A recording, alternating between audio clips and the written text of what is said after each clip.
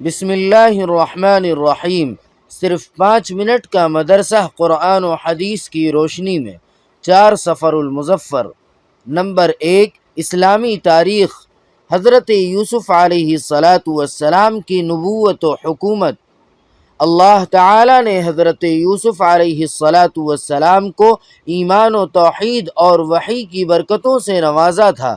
اگرچہ شروع میں مال و دولت، دنیاوی ترقی اور شہری زندگی انہیں حاصل نہیں تھی اور دیہات کی سادہ اور بے تکلف زندگی گزارتے تھے، مگر قدرت الہی کا کرشمہ دیکھیے کہ دیہات کے رہنے والے اپنے خواہش و مرضی کے بغیر مصر جیسے تہذیب و تمدن والے ملک میں پہنچ گئے اور امتحان و آزمائش کے مختلف مرحلوں سے گزرتے ہوئے وہاں کے بادشاہ کے پاس پہنچ گئے۔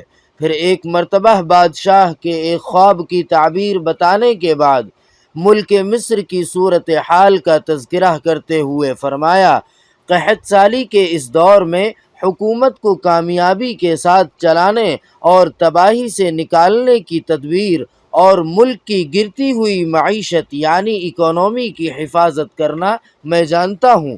جب عزیز مصر نے خواب کی صحیح تعبیر اور حضرت یوسف علیہ السلام کی امانت و دیانت اور سادگی و سچائی کو اپنی آنکھوں سے دیکھ لیا تو حکومت کے عہدے داروں اور عام و خاص شہریوں کو جمع کر کے تخت و حکومت آپ کے حوالے کر دی۔ آپ کی دعوتی کوششوں سے بادشاہ نے ایمان قبول کر لیا اور پورا خاندان مصر میں آباد ہو گیا۔ اس طرح نبوت کے ساتھ انہوں نے مصر پر 80 سال تک کامیاب حکومت کرتے ہوئے 120 سال کی عمر میں انتقال فرمایا۔ نمبر 2، حضور صلی اللہ علیہ وسلم کا معجزہ، سوکھے تھن کا دودھ سے بھر جانا۔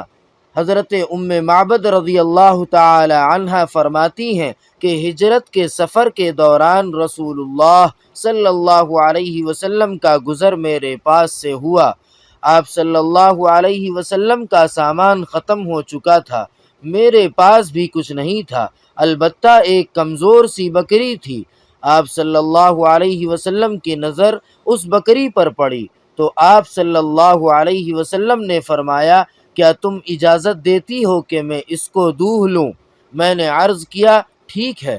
بس آپ صلی اللہ علیہ وسلم کا اس بکری کے تھن پر ہاتھ پھیرنا ہی تھا کہ وہ دودھ سے بھر گیا اور بہنے لگا۔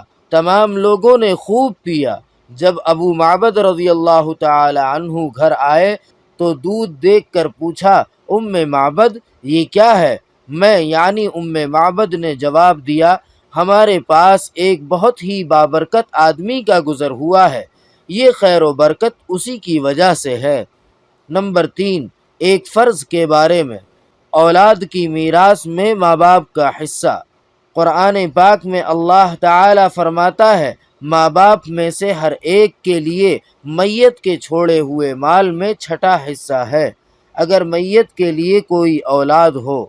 خلاصہ، اگر کسی کا انتقال ہو جائے اور اس کے ورثہ میں ماں باپ اور اولاد ہوں تو ماں باپ میں سے ہر ایک کو الگ الگ چھٹا حصہ دینا فرض ہے۔ نمبر 4، ایک سنت کے بارے میں، پریشانی کے وقت کی دعا۔ جب کوئی شخص کسی پریشانی میں مبتلا ہو جائے تو یہ دعا کثرت سے پڑھے، حسبی اللہ لا الہ الا ہو علیہ توکلت وہو رب العرش العظیم۔ ترجمہ، میرے لیے اللہ ہی کافی ہے، اس کے سوا کوئی عبادت کے لائق نہیں، میں نے اسی پر بھروسہ کیا اور وہی عرش عظیم کا رب ہے۔ نمبر 5، ایک اہم عمل کی فضیلت، اللہ کا ذکر کرنا۔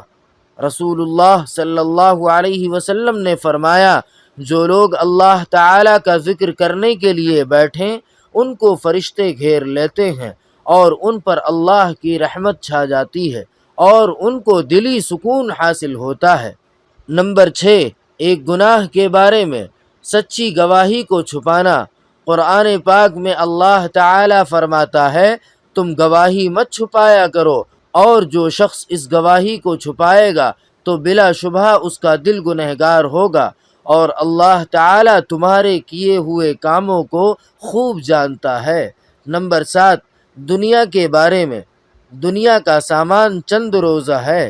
قرآن پاک میں اللہ تعالی فرماتا ہے دنیا کا سامان کچھ ہی دن رہنے والا ہے، اور اس شخص کے لیے آخرت ہر طرح سے بہتر ہے جو اللہ تعالی سے ڈرتا ہو، اور قیامت میں تم پر ذرہ برابر بھی ظلم نہیں کیا جائے گا۔ نمبر 8، آخرت کے بارے میں، جنت کی عمارت۔ رسول اللہ صلی اللہ علیہ وسلم نے فرمایا جنت کی عمارت میں ایک اینٹ چاندی کی اور ایک اینٹ سونے کی ہے، اور اس کا گارا خالص مشک ہے، اور اس کی کنکریاں موتی اور یاقوت ہیں، اور اس کی مٹی زعفران ہے۔ نمبر 9، طب نبوی سے علاج، مہدی سے زخم کا علاج۔ رسول اللہ صلی اللہ علیہ وسلم کو جب بھی کوئی کانٹا چبھا یا زخم ہوا تو آپ صلی اللہ علیہ وسلم نے اس پر مہندی لگائی۔ فائدہ: مہندی جراثیم کو ختم کرتی ہے، جلن اور سوجن کو دور کرتی ہے، نیز اس میں دوسرے بھی بہت سے فوائد ہیں۔ نمبر 10، نبی صلی اللہ علیہ وسلم کی نصیحت۔